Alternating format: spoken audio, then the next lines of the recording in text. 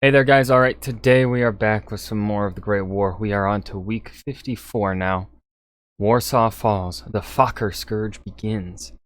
Never fucking heard of the Fokker Scourge. So, yeah, Warsaw will be falling this week. Before we dive in, make sure you go and check out the links in the description box below. I would love it if you followed me over at Twitch and also joined the Discord.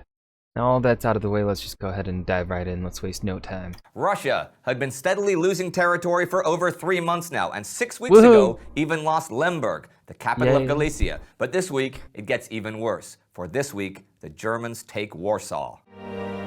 Not the Germans, no. I'm Indy Nidell. This is the Great War. It do be Last the Great week, War. the war celebrated its first birthday in a previously unheard-of manner. On the Western Front, the Germans used flamethrowers effectively for the first time at Hughe. The Armenian genocide continued in eastern Anatolia. Not yay. And at sea, more ships carrying civilians were torpedoed. Also not yay. On the Eastern Front, the Russians ended the week retreating along their entire line, as they also evacuated Warsaw and Riga from advancing German armies. And at home in Petrograd, there was a very real fear of what was to become of the army as desertion, surrender, and revolutionary propaganda became epidemic in the field. Italy was on the move, and way away to the south, South Africa annexed the former German colony of Southwest Africa. Didn't that happen like 3 weeks ago We're going though? to look at Russia first today, specifically what was going on in the Polish salient, where the Germans and Austrians had been tightening the noose for weeks. The Russian fortress of Ivangorod, besieged throughout the week from all sides, could hold out no longer and was abandoned. Austrian forces triumphantly entered August 4th. The Russian retreat from Warsaw, which had been nearly surrounded by this time, began the night of August 3rd, though the city had already been stripped of things like medals from church bells and usable machinery. The Germans arrived on August 5th at 6 a.m., and Prince Leopold of Bavaria formally took command of the city. This was an enormous prize. The Russians were without control of the city for the first time in 100 years, and the Germans now set their long-term sights towards Finland, which had belonged to Russia since 1808, when Russia had taken it from Sweden. The fall of Warsaw was a big blow for Russia, and the war was in motion this week on the whole Eastern Front, and way to the south at Gallipoli, men were trying to get that front into motion again and break the stalemate. This week, British forces would try yet again to break through and launched an attack at Suvla Bay. The goal was to link up with Anzac, Australian and New Zealander, positions further south and finally drive the... God, what is this map planning here? What the fuck? So many names. You don't need this many names. And you know what? Maybe that's why y'all failed.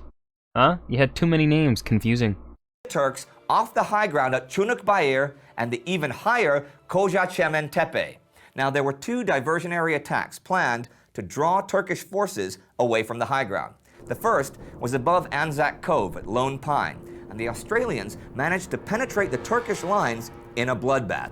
When they consolidated the newly taken trenches, over 1,000 Turkish bodies had to be carried out of them, and there were another 4,000 Turkish casualties. The Australians took only 1,700. The second diversion was at Cape Helles, once again, for the umpteenth time, trying to take the village of Krithia and the heights of Achibaba. This attack was not as successful as the first, but both of these were successful as diversions, as Australian, New Zealander, Indian, and British troops successfully landed at Suvla Bay, overcame the defenders, crossed the coastal plain, headed towards the hills, and then stopped. See, these men were by now used to Western Front victories of 50 or 100 yards. Now that they had a half mile of unopposed advance in front of them, they didn't really know what to do. So they hesitated and failed to advance. That night, further south. You know what? That makes sense. That is interesting. You're so used to one style of war, and then like you get a breakthrough, and then it's like, oh, well, what do we do? 16,000 Australian troops headed northward from Anzac Cove to take Kocachemen Tepe. Now, at Kocachemen Tepe was Colonel Hans Kanengieser, but he had just gotten there. He had initially gone to Lone Pine with a Turkish division, but since he missed the action there, he headed for the high ground. So he got to see, by the dawn's early light, a huge column of 16,000 Australians advancing 300 yards below. Kannengießer only had 20 men with him. So he ordered them to lie down and open fire. The Australians thought they were facing a much bigger force, so they too lay down and took cover. And by the time the deception was realized, General Lehman von Sanders had arrived at the summit with 2 Ottoman regiments, and the Turks held the heights. Further south, a New Zealand battalion had reached the top of Chunuk Bair with no opposition. At the top, they found 1 Turkish machine gun and its sleeping crew. But Turkish troops on spurs on each side of Chunuk Bair, on Hill Q and Battleship Hill, opened fire on the New Zealanders and prevented reinforcements from arriving. And that's how things stood there at the end of the week. A little Gallipoli side note here. On August 1st, the Galata Bridge in Constantinople was blown up by British subs. British technology was certainly improving, but if you look around Europe, it was the Germans whose innovations were the big things. Their U-boats were feared by all shipping. Their poison gas was the terror of troops on the Western Front, their artillery on the Eastern one. They had just begun using flamethrowers successfully, which added yet another element of terror to their arsenal. And now, as of the beginning of August 1915, they ruled the skies as the Fokker Scourge began. The Fokker Eindecker were single-seat fighter planes developed by Dutchman Anthony Fokker. They were not only the first German fighter planes built, they were the first of all planes outfitted with synchronization gear, which allowed the pilot to fire his machine gun through the propeller, so he could aim the gun just by aiming the plane. This was a major innovation. I still don't understand how the synchronization gear works. Like, I'm no engineer. Fokker demonstrated the plane back on May 23rd, and now, as the summer dragged on, with planes in the hands of Oswald Belke and Max Immelmann, Germany unquestionably had the flying advantage. The Allied aviators even soon began to refer to their own planes as Fokker fodder. The Fokker Scourge also really marked the beginning of the age of the flying aces. And though the Germans enjoyed a tactical advantage, they also had a huge psychological one. By the end of July, there were only around 15 Eindeckers in service, but that number would soon grow. One acute issue that Germany did have that occasionally limited just what could be produced was raw materials. Imports from overseas were of course cut off by the blockade, but way back at the beginning of the war, August 9, 1914, Walter Rathenau, a Jewish businessman, persuaded Erich von Falkenhayn, now German Army Chief of Staff but at that time Minister of War, to establish a raw materials agency. Its first task was to take stock of raw materials not only within Germany, but also in occupied territories, especially Belgium, so they could then be centrally allocated to the companies that could make the best use of them. So each commodity had its own raw materials company, and that company had a board made up primarily from the companies that used that commodity. So whether or not the agency was successful, there were charges that the free market had been enlisted to serve the government, but with guaranteed profits. Here's the thing.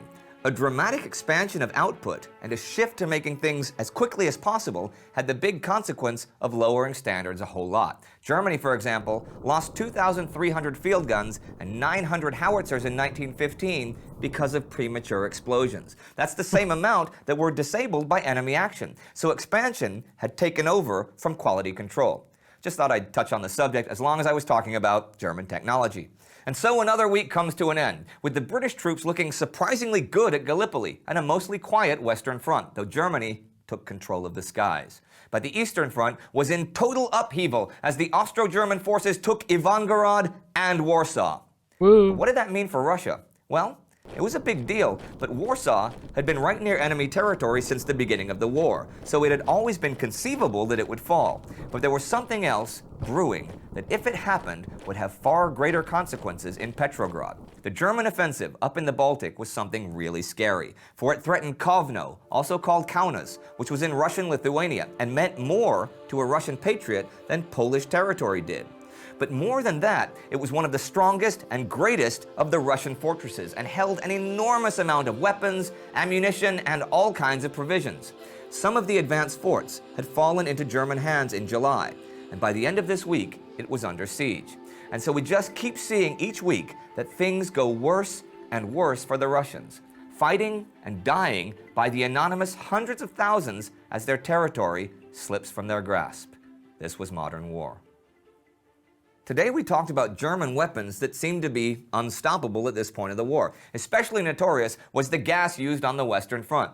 Now it was based on the research of one man, Fritz Haber. He played a major role in creating gas warfare, but also won a Nobel Prize after the war. You can find out how all that happened in our special episode about Fritz Haber right here. Alright. That was week 54. Warsaw falls, and the Fokker Scourge begins.